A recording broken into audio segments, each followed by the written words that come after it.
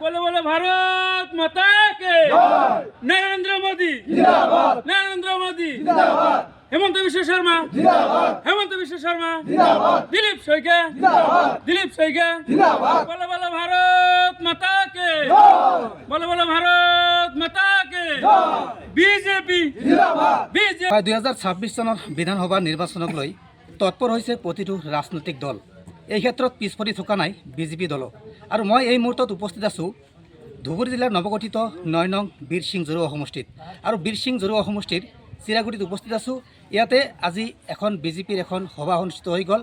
আৰু 2026 চনৰ বিধানসভা নিৰ্বাচনক লৈ কিন্তু ব্যস্ত হৈ পৰিছে প্ৰতিটো ৰাজনৈতিক দল, কাৰ্যকৰ্তাসকল কিন্তু ব্যস্ত হৈ পৰিছে। মোৰ সহযোগী ইয়াৰ পৰিৱেশ দেখুৱাব। আজি ইয়াত এখন সভা অনুষ্ঠিত হৈছে যি 2026 চনৰ বিধানসভা নিৰ্বাচনক লৈ বীৰ সিং জৰুৱা সমষ্টিৰ বিজেপিৰ কাৰ্যকৰ্তাসকলৰ মাজত যি ইয়াৰ সাংগঠনিক ভেটি শক্তিশাল কৰাৰ কাৰণে ইয়াত উপস্থিত হৈছে। মোৰ লগত ইয়াত এজন 2026 চনৰ বিধানসভা নিৰ্বাচনত প্ৰতিদ্বন্দ্বিতা আগবঢ়াব বীৰ সিং জৰুৱা সমষ্টিৰ পৰা। আপোনাৰ কাষলৈ আহিছোঁ, কি ক'ব, কেনেকুৱা উপস্থিতি লৈছে আপোনালোকে? আসসালামু আলাইকুম, নমস্কাৰ।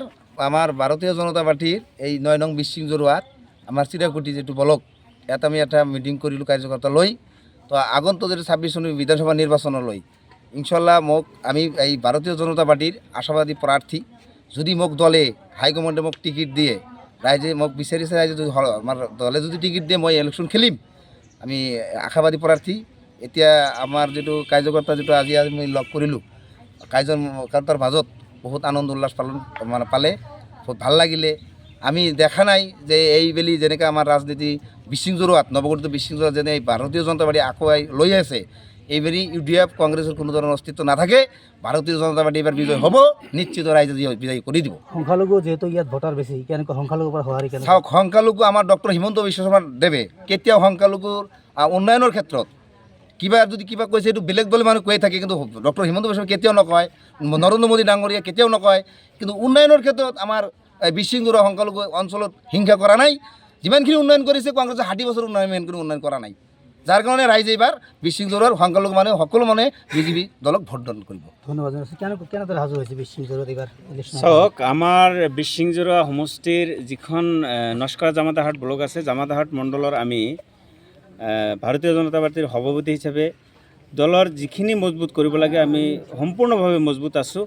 আৰু আমি UDF আৰু কংগ্ৰেছে যেনেকুৱা ফাইট দিব বিচাৰিছে, আমি তাৰ লগত পূৰ্ণাংগভাৱে মুখামুখি হৈ ফাইট দিব পাৰিম। সেইখিনি কাৰ্যকৰ্তা আমাৰ ৰেডি আছে আৰু সকলোৱে কাম কৰি আছে। ইতিমধ্যে আমি আজিৰ সভাত প্ৰতিটো বুথ সভাপতিক আমি ভোটাৰ লিষ্ট দিলোঁ আৰু ভোটাৰ লিষ্টত আমাৰ ভোটাৰসকলক চিনাক্ত কৰিব আৰু ওচৰেই দেখা যাব আমি কেনেকৈ পাৰফৰ্মেঞ্চ কৰিব পাৰিম। এইটো ফল এটা ওলাই। ফলাফল কেনেকুৱা ভাবিছে এইবাৰ? আমি নিশ্চয় জিকিম। ৰাইজে আমাক আঁকোৱালি লৈছে। ডক্টৰ হিমন্ত বিশ্ব শৰ্মা ডাঙৰীয়াৰ উন্নয়নৰ প্ৰতি লক্ষ্য ৰাখি ৰাইজে আমাক আঁকোৱালি লৈছে। বিশেষকৈ আমাৰ সৰ্বকালৰ সৰ্বশ্ৰেষ্ঠ মুখ্যমন্ত্ৰী ডক্টৰ হিমন্ত বিশ্ব শৰ্মা ডাঙৰীয়া যিখন কথা কৈ থাকে যে মিয়াবিলাক একচুৱেলি কাৰ কথা কৈ থাকে? যিসকলে এতিয়া আজি যদি বাংলাদেশৰ পৰা কোনোবাই আহি ইয়াত সোমাইছে, সেইবিলাকৰ কথা আমিও ক'ম, সেইবিলাক ইয়াত থাকিব নালাগে। তেওঁ এটা কথা আপোনালোকে নিশ্চয় অৱগত যে 51 চন বা 71 চনৰ আগৰ সকলো মিয়া মুছলমানে খিলেন যে এইটো কথাটো ডক্টৰ হিমন্ত বিশ্ব শৰ্মা ডাঙৰীয়াই কৈছে। এতিয়া সকলো মিয়া মানুহে বুজি পাইছে যে এইবিলাক কথা যে কৈ থাকে এইবিলাক আমাক কোৱা নাই।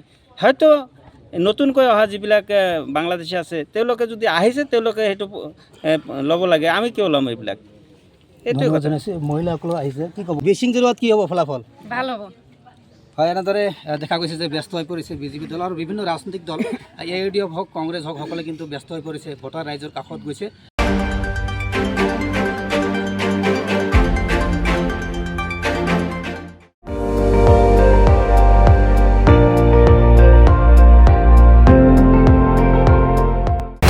আপুনি চাই আছে ND24, সৰ্বশ্ৰেষ্ঠ নহয় সৰ্বোত্তমৰ দৌৰত।